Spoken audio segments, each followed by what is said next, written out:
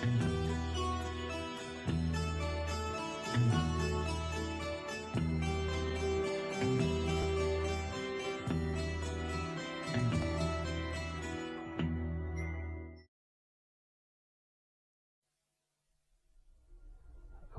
good morning. So, yes, last class we were discussing about real-time communication in a LAN environment, and we could not complete our discussion last time. So, let us continue from where we left last time.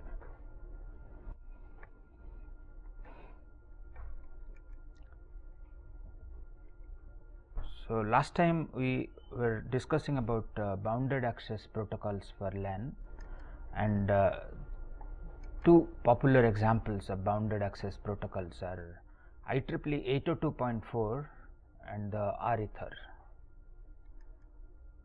First, let us discuss about the IEEE 802.4 protocol. Some important points in the working of the protocol are that it is a protocol that is used either in a token ring or a token bus network, and we are saying that the token ring token bus network have a special advantage in the manufacturing situations, have been in use in manufacturing automation for quite some time. The 802.4 is also popularly known as the timed token protocol. Here a node is allowed to transmit only when it is in possession of the token. So, the token visits every node, and only when a node holds the token it can transmit, and once it starts transmitting, then the duration for which it can transmit is bounded. So, that is fixed a priori, and it is not necessary that every node transmits for similar amounts of time. Depending on the traffic at a node, the time that a node is permitted to transmit can vary, but still once it has been assigned, we know that which node is going to transmit maximum for what duration, and based on that we can do some computation to find out what would be the maximum delay before which a node will be allowed to transmit. So, we can compute the maximum priority inversion time, and which is very important in real time applications, because based on that we can design a system. If we need the priority inversions in message transmissions to be less than some amount, we can design the network, and then based on that guarantees can be given. But we had seen that in some networks it is very difficult to guarantee the bound and the priority inversion. Sir? Yes, please.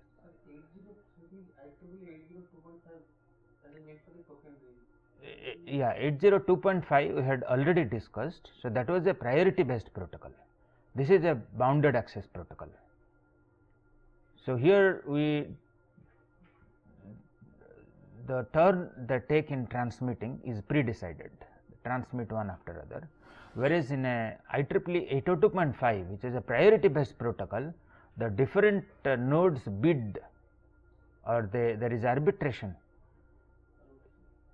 there is a reservation and a mode bit, all those we had discussed in the last class, that each time a node gets a message, it tries to capture the token by writing the priority of the message on the reservation field, and then the token is set into the free mode. So, that is about 802.5, but here it is not a priority based protocol, it is not a global priority protocol, but it is a bounded access protocol.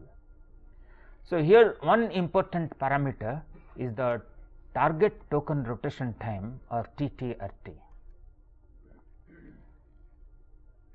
The TTRT is the expected time between two consecutive visits of a token to a node. So, it is not the exact time that two visits of a token to a node, it is the expected time. It can be less than this or more than this. We will see the situations in which the actual token rotation time can be less than TTRT, it can even be more than TTRT, but TTRT is the expected time between two consecutive visits of a token to a node. And this happens to be the most important design parameter. We will, based on some situations that nodes have certain types of messages, we will try to design a IEEE 82.4 network where we would first try to fix the TTRT, most important design parameter, and this is initialized during the network setup. Here two categories of messages are handled. Real time messages are assumed to be periodic. So, if we have some aperiodic or sporadic messages which are important, we will have to convert them into real time, into periodic messages, where there will be a slot reserved for them each time, and they might or might not arise that time. So, all the real time messages are assumed to be periodic, and these are referred to as the synchronous messages. So, the synchronous messages are the real time messages which are periodic, and when synchronous messages do not exist with a node for some token visit, they can start transmitting the other messages that they might have, the non real time messages, which are called as the asynchronous messages. So, they transmit the synchronous messages first, and if there is time, they would transmit the asynchronous messages, and we will see that sometimes the token might arrive at a node early, less than the TTRT time, and then that is the opportunity to transmit the asynchronous messages. So, the TTRT is the time it takes for the token, the expected time of the token to visit each node, and the TTRT is the total bandwidth available. I mean, we can say that in one turn all the nodes together transmit for TTRT, right. So, the TTRT duration, all the turns, all the nodes take turn, and when each one transmit once, for the turn to complete, that is equal to TTRT, right. Now, the TTRT is distributed between the different nodes. So, some node might get TTRT by 10, some node TTRT by 5. So, that is the duration for which they will be allowed to transmit. Now, when a node receives a token, it starts to transmit its real time messages, and after transmitting these messages, if there is any time left out, they can transmit the asynchronous messages. And this we will see is that usually possible if the token arrives early at a node. A token might arrive early at a node because some node has released the token early. Some node or nodes have released it early because they had possibly expected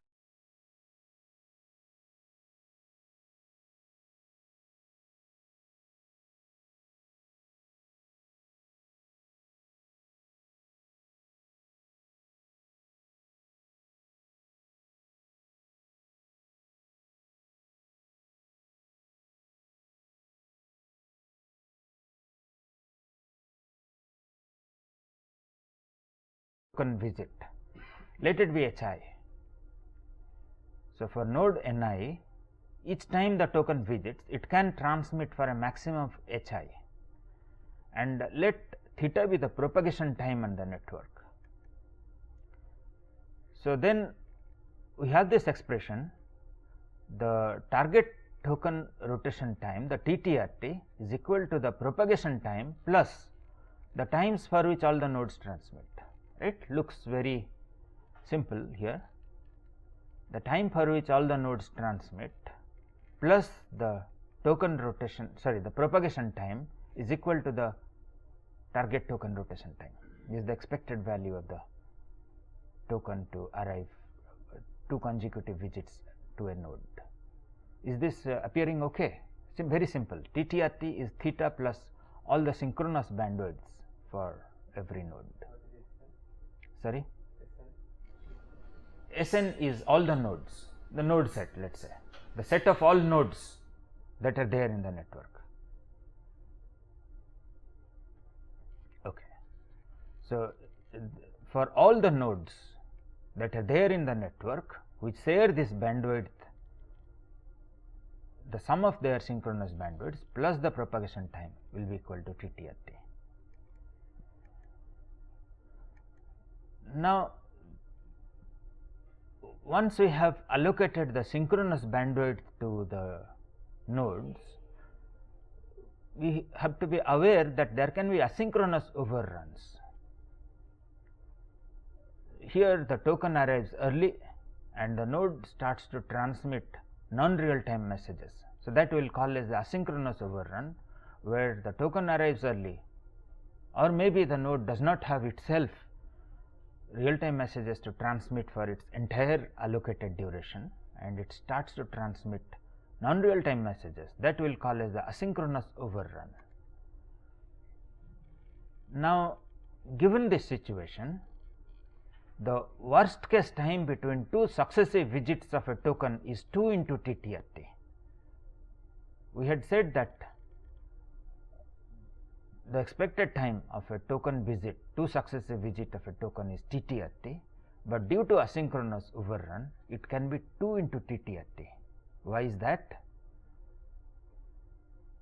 Because in the worst case, let us assume that none of the nodes had anything to transmit, either the synchronous, neither the asynchronous messages in the worst case.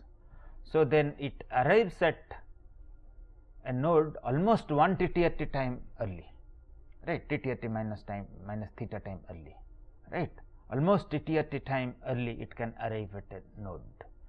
And now, suppose in the next iteration every node had synchronous and asynchronous messages to transmit and they keep on transmitting. So, then the time for the token to visit a node will be 2 into TTRT. Does that appear all right? Okay, we will just check that again with a diagram, but for the time being let us just assume that the worst case time between 2 successive visits of a token is 2 into TTRT. Now, again this is due to the asynchronous overrun, because the synchronous messages their size is fixed.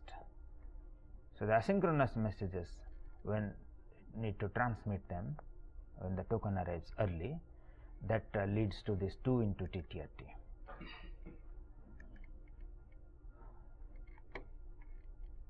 But when in a network we have only the synchronous messages, then of course, the worst case time between consecutive token arrivals will be TTRT. Right. Assume that there are no asynchronous messages, only the real time messages, then it will be TTRT. So, it becomes 2 into TTRT when we have asynchronous messages in the node, for the nodes to transmit. Do you agree with that? Yes or no? Yes, simple thing.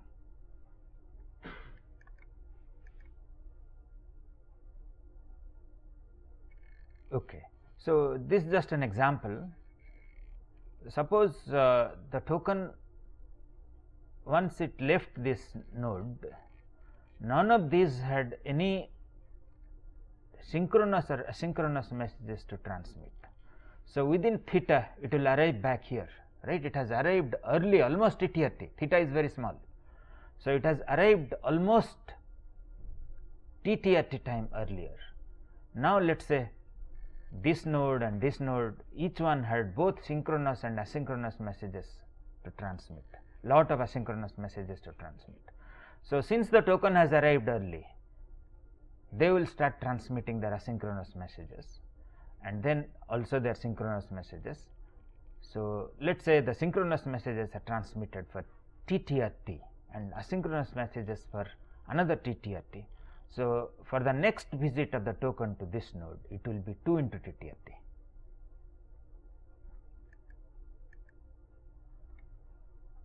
Now, let us look at how do we design given a situation where nodes have certain messages, how do we design the network? Now, let us assume that we know what are the synchronous messages, the real time messages with every node. Now, let us assume that of all the nodes, the node Ni has the message with the shortest deadline. The other nodes have messages where the deadlines are more lax, they are larger than delta. Delta is the shortest deadline and node Ni happens to have that message. Now, we need to set the TTRT because that is the first parameter we need to fix.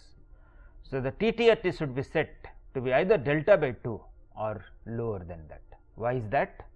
So, 2 TTRT is the worst case. Yeah, because a node, the token can arrive at a node in the worst case 2 into TTRT time later. So, it can arrive delta time later and then it starts transmitting.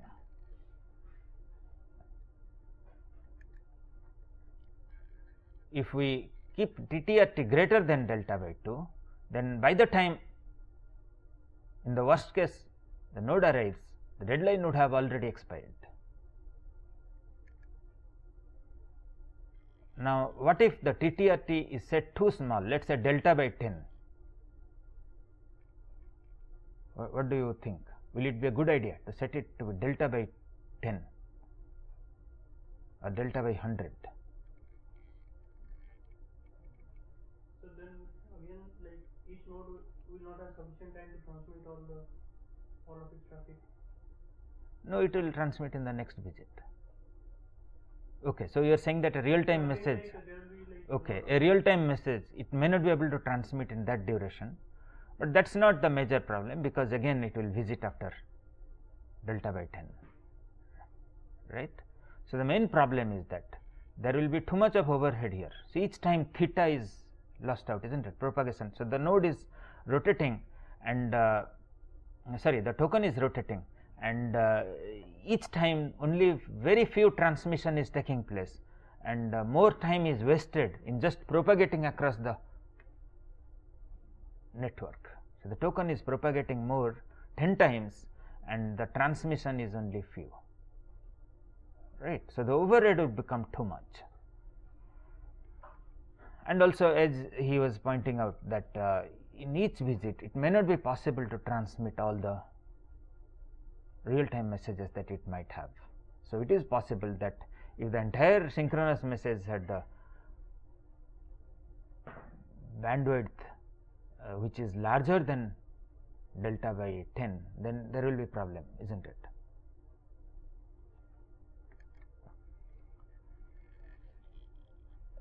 So, having known that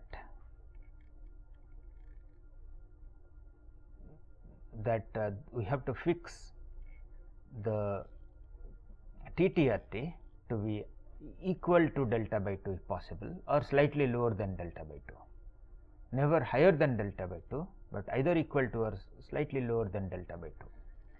Now, the next thing we will have to decide is for how much time each node can transmit. So, that is given by this formula here. See here, the total time that a node can transmit in one TTRT, that is during one visit of the token, is TTRT minus theta. This is the total time for which all the nodes can transmit, right.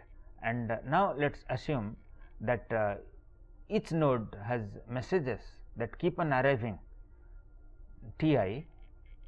Ti is the period of the messages and Ci is the size of the messages. Then Ci by Ti is the utilization due to the message I. So, Ci is the messages for a node I, size of the messages for node I, and Ti is the period. Then Ci by Ti is the total utilization of the channel due to the node I, right. So, divided by the total utilization for all the nodes. So, we have proportionally distributed the available bandwidth among the nodes depending on what is the utilization they are going to achieve. Is that okay? So, the total bandwidth, that is TTRT minus theta, for which the transmissions can occur during one visit of the token, is proportionally distributed among the nodes depending on how much traffic they have. Now, let us try to do a small example. Let us try to consider a network which is designed using IEEE 802.4 protocol. It has 3 nodes. Node N1 needs to transmit 1 MB data every 300 milliseconds. N2 needs to transmit 1.2 MB data every 500 milliseconds, and N3 needs to transmit 2 MB data every 200 milliseconds. So, the first thing is we will have to select a suitable TTRT. TTRT would be very simple to select. What do you think will be TTRT? Yes? What would be TTRT? Listen data. Okay. So, what will be in this case? For this example, look at the example. So, these are the situation given. 3 nodes are there, N2, N1, N2, N3, and the size of messages and over what duration they need to transmit is given. No, what is the value? Tell me here. 100. Yes. So, we should set TTRT to be equal to 100. Do everybody agree with that? Exactly. So, delta by 2. Delta see the node N3 has messages with the shortest deadline, right. So, we need to set delta is equal to 200 by 2, sorry, TTRT is equal to 200 by 2, ignoring the propagation time. Okay. Now,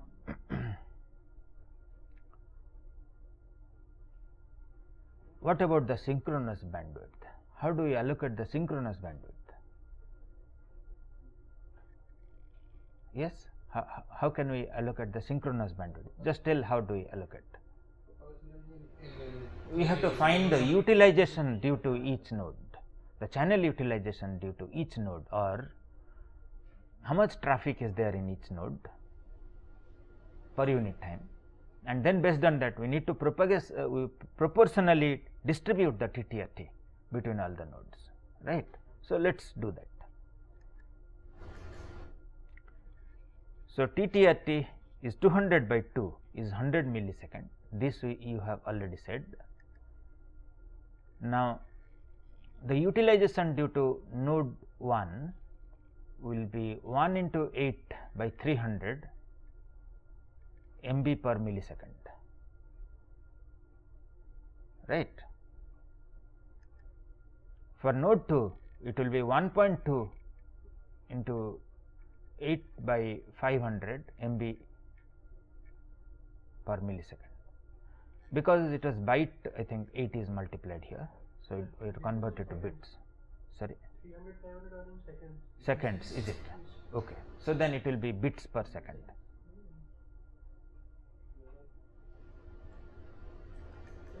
And C3 by T3 will be 2 into 8 by 200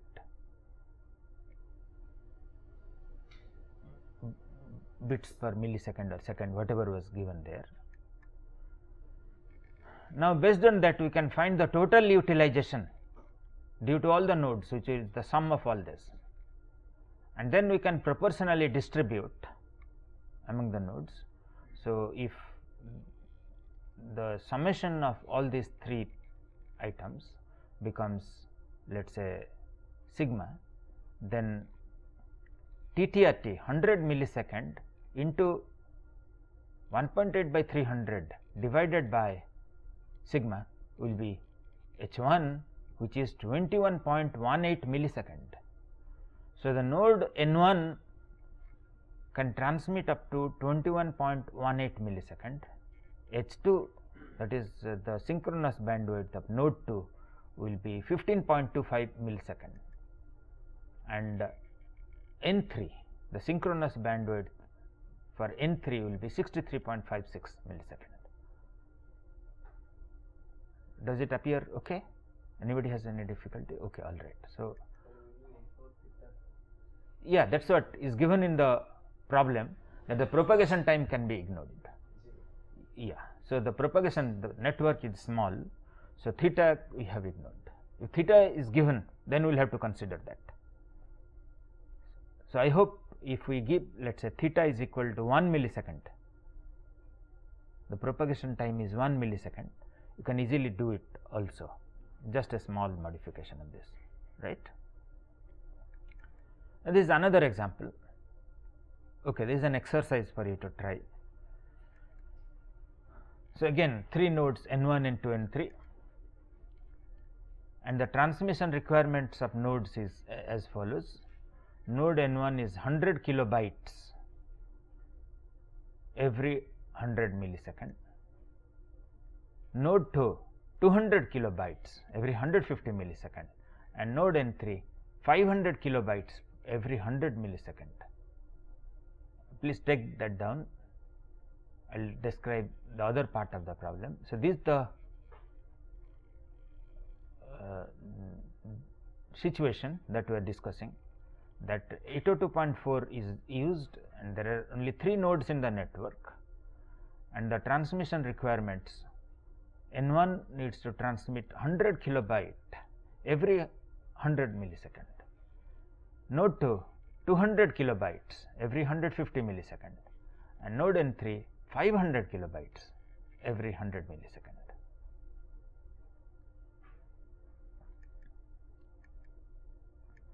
The first thing is we will have to choose the TTRT. How much will be the TTRT? 50, because 100 is the lowest deadline we can consider. So, the 100 by 2 is 50. Now, what is the maximum time for which the real time messages may suffer inversion? Yes, what do you think? So, this is TTRT, 2 TTRT. Okay. So, it is simple. The maximum time for which the messages suffer inversion is twice the TTRT that we had already discussed. So, TTRT is set to be 50. So, the maximum inversion, that is a higher priority message exists, but lower priority messages are getting transmitted, that is limited to 100, 2 into TTRT. Determine the synchronous bandwidth of the nodes. So, this we will have to proportionally distribute the TTRT among the 3 nodes based on the utilization of the channel for each of these nodes. Hopefully, you can do that, is not it? Simple thing. Now, let us look at another exercise. So, here it is given to be a 10 Mbps token ring network. The walk time is 1 millisecond. Walk time is basically the token propagation time. Frame size is 512 bytes.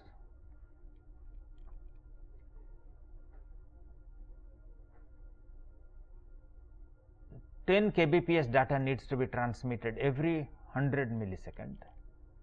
Determine the fraction of wasted bandwidth in the 802.5 protocol. So, this is the priority based protocol. So, here the data is that the total bandwidth of the network is given, the propagation time is given, the frame size is given. So, this is the size of the payload on a token, and then the amount of data that needs to be transmitted every 100 millisecond is given, and the fraction of the wasted bandwidth have to be identified. What is the fraction of the wasted bandwidth? Yes, how do we determine the fraction of the wasted bandwidth?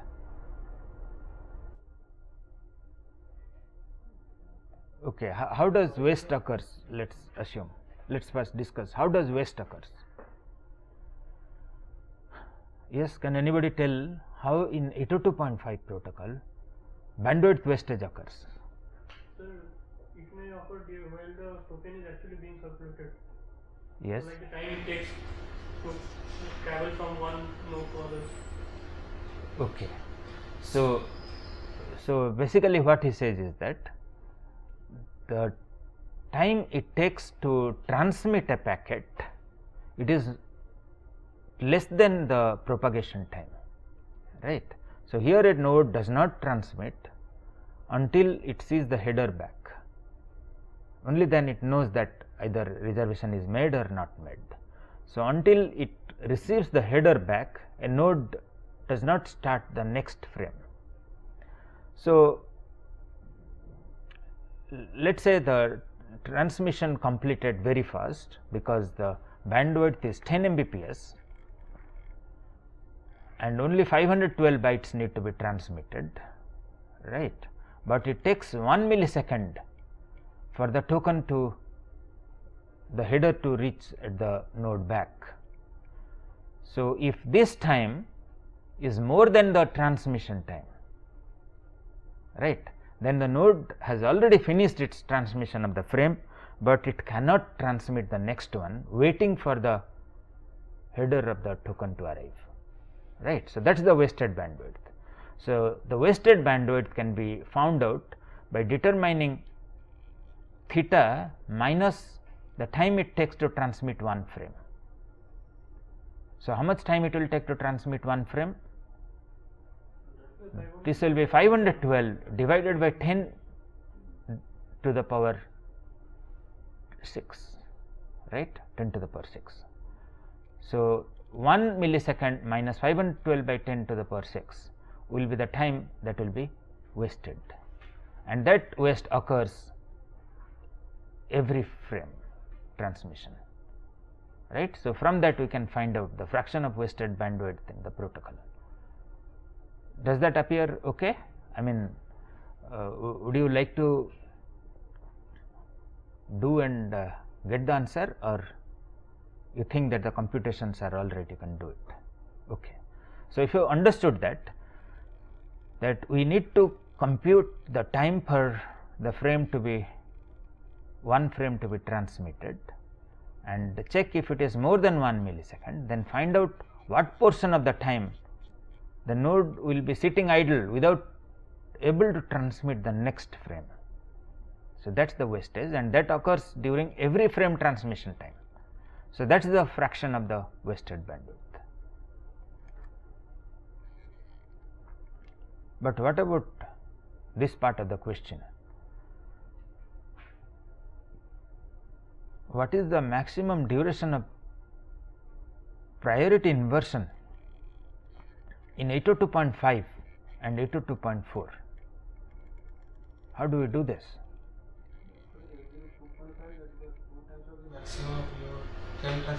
Yeah, here it will be 2 times the TTRT. But what about this one?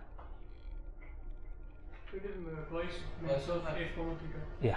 So, we need to find out Realtime. 800 for 802.5, it will be twice of either theta or f, whichever is larger. So, depending on the type of the network and our choice of TTRT,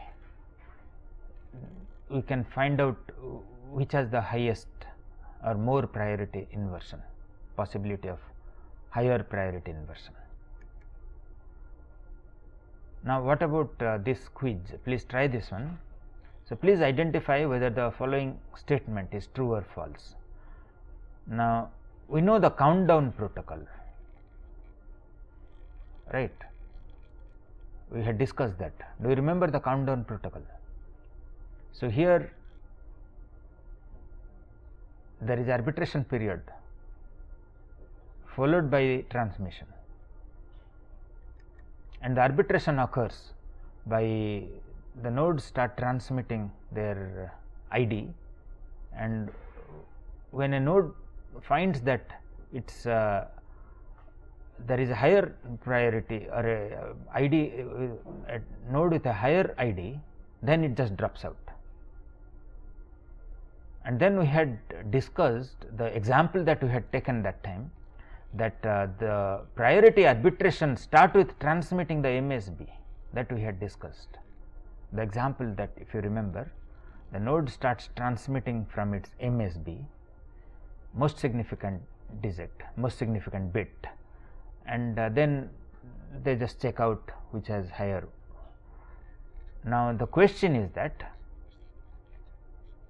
will it work if they start from the LSB, start transmitting from the LSB side, and as long as the nodes, all nodes agree the convention that each node is going to transmit from the LSB side, will it work? Yes, sir.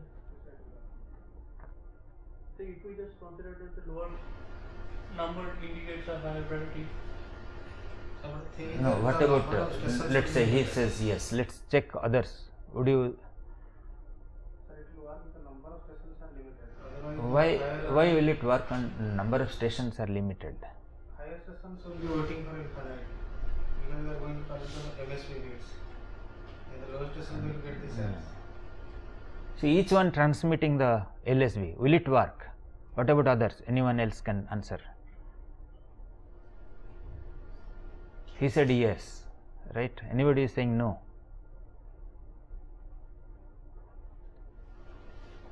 Okay, it won't work actually, since no one is coming forward. Just look at this. Suppose a node has ID 00100 and another one has 000, let us say 011. So, this is much lower than this one, right? This node is lower than this node, but they can't reason that out, and you can just construct an example where let us say if you look at another example, like let us say 1101 and another one has let us say 0011. How do you reason about that? So, it becomes very difficult to reason the ID of a node by just looking from the LSB side. Okay. So, you can always construct an example where it is very difficult to identify which one has higher or lower ID by just starting to examine from the LSB side. It won't work. So, that is why we had given the example of MSB. Okay.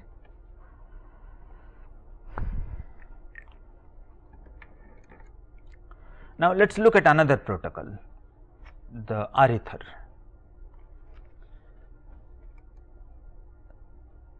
The Arther stands for Real-Time Ethernet.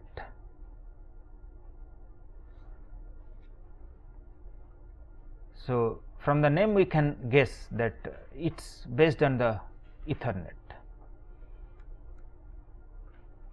Actually, this protocol switches between Ethernet and the token ring protocol.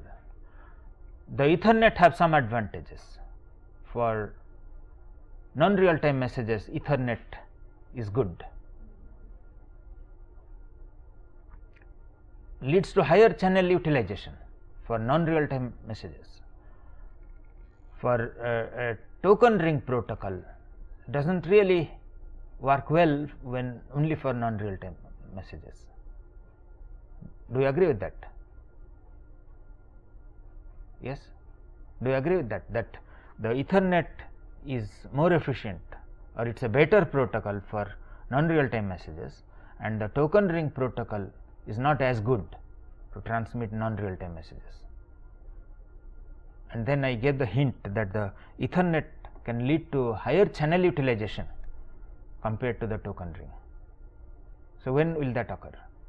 Let us give an example.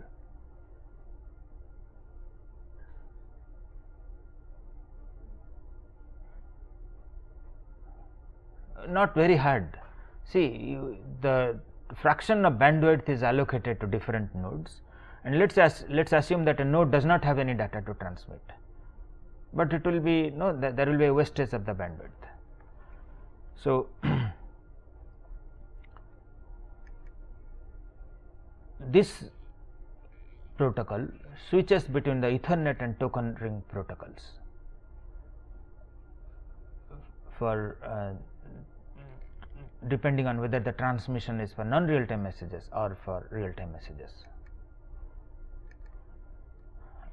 And the transmission occurs in Ethernet mode in CSMACD protocol, and for the real time messages in the Arther.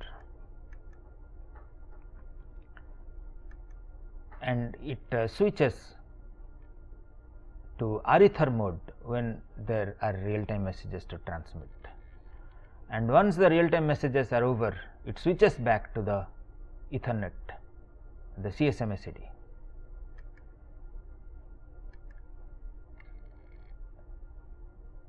So, when a real time request comes for a node, if it is already in the Arther mode, no problem, its request is registered and it transmits its message. But if it is not in the Arther mode, it is in the Ethernet mode, then it broadcasts a switch to Arther node, Arther mode. Switch to Arther mode is broadcast, and all nodes that receive the message switch to Arther mode, waiting for a token, and they also acknowledge the sender, saying that they have switched their mode. They are not going to transmit any more non real time messages. Only when they receive the token they will start transmitting. So, that is the mode that switch to.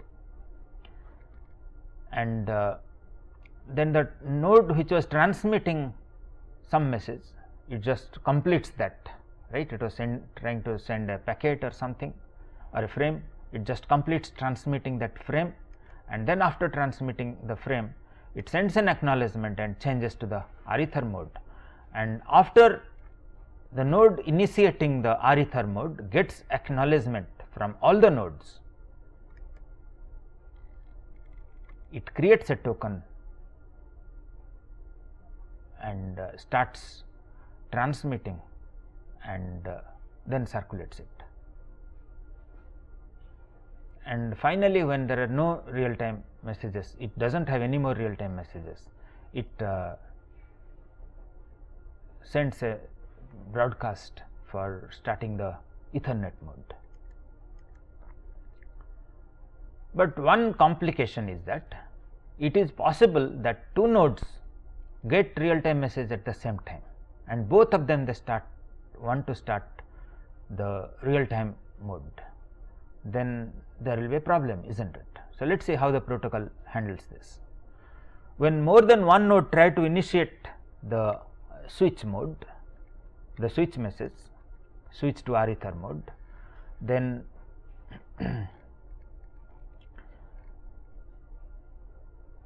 there will be a problem if both of them generate the token, right.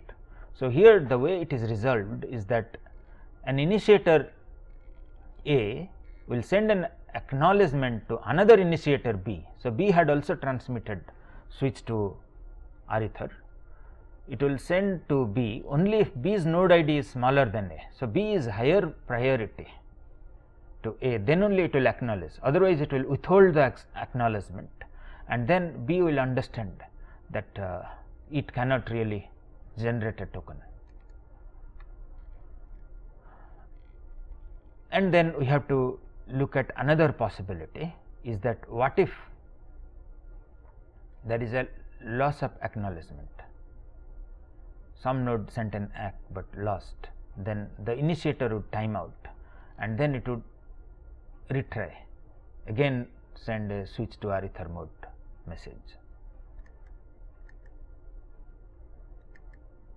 And once in the Arther mode, uses a time token scheme, and at any time only one real time request is allowed per node. So, that is the time for which it can transmit. It can say that I have 2-3 messages with different characteristics. It has to convert that into one request, and once for every request needs to specify the total bandwidth that it would need to transmit, the total data that needs to transmit, and based on this the TTRT time is framed, the TTRT is set, and one thing that we need to remember is that all nodes need not have real time messages at any time. Some nodes have real time messages, and it is possible that some nodes at that instant have only non real time messages. So, then how will it work? So, we have to also consider this case. Now, the real time messages, the nodes having real time messages, the reserve bandwidth, and also there is some time for the non real time set. This will be decided based on how much data the real time messages would take over the TTRT. So, what is their deadline and how much data they need to transmit before the deadline. Based on that, the TTRT is set, and how much the amount of time that is left out will be given to the non real time set to transmit. So, while the token is circulating, it actually visits the nodes in the RTS, the real time set. While circulating, the node visits the real time set and they transmit. A node having the real time or the synchronous data, they transmit and then pass to the next node which transmits. And after completing the transmission of all the real time messages, if there is still time left out, then the token is passed to the non real time set, the nodes in the non real time set, and they start transmitting.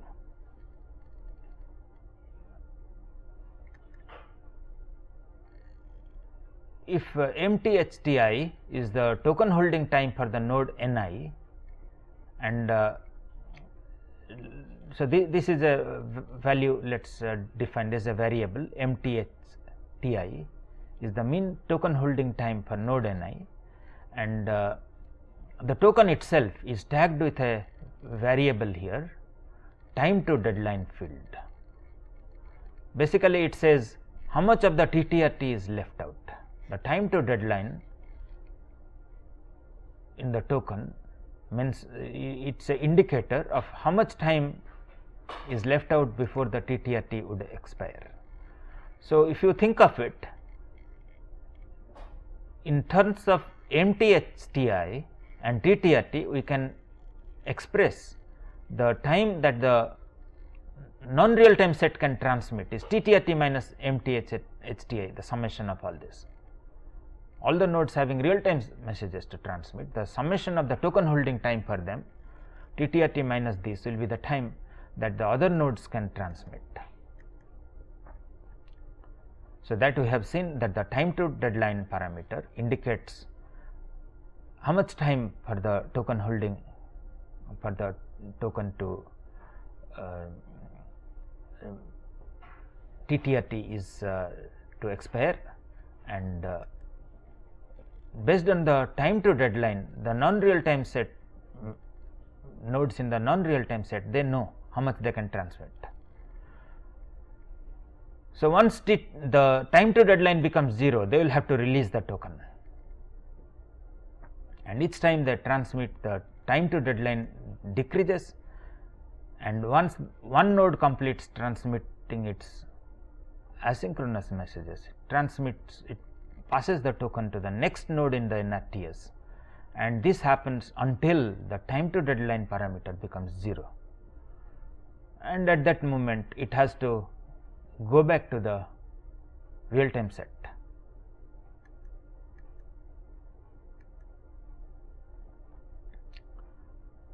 And also to prevent a node from monopolizing while transmitting the non real time messages, somehow it has to be remembered that which token had last got the chance to transmit the non real time messages, because it might again come to that node, and then that node will monopolize, it will have lot of data to transmit, all other nodes will be starved. So, which node was last got chance to transmit the non real time messages is remembered, and next time the real time messages are over, it comes back to the next node which had transmitted the asynchronous messages. And then one final issue that we need to consider is the admission control procedure. So, what if a node gets a real time message, will it just start transmitting? In that case, if there are too many messages, then the messages will start missing deadline in an unpredictable manner. The admission control procedure is as follows: each node locally determines that whether it will be possible to honor its request. But how will it do that? Very simple. If it knows the MTHT of the different nodes and the TTRT, so if this is the time for which it is reserved for the asynchronous messages. Okay, they should not just starve, and this is the one which has already been allocated. Now, if the new request that has come in, if all this sum up to less than TTRT, then this request can be honored. That is the admission control. If this happens to be larger than the sum happens to be larger than TTRT, then some messages will start missing their deadline, isn't it? So, finding the admission control or finding whether a new request can be honored is also easy to find out, isn't it? I hope all of you can be able to do that. Is given a situation, what is the mean token holding time for each node and the new node's requirement and the reservation for sending the non real time messages, based on that can reason out whether a new message request can be honored. And finally, when a node completes transmitting its real time messages, there are no further messages with it, it will send a request to remove it from the real time set, so that the token will not visit it during the transmission of the synchronous messages. So, this is also a popular protocol. We would like to have done some problems on this also, but considering the time that we have, we will not do that. Just leave it to you as an exercise, and we will stop this discussion now. We will continue for the next lecture next time. Okay, thank you.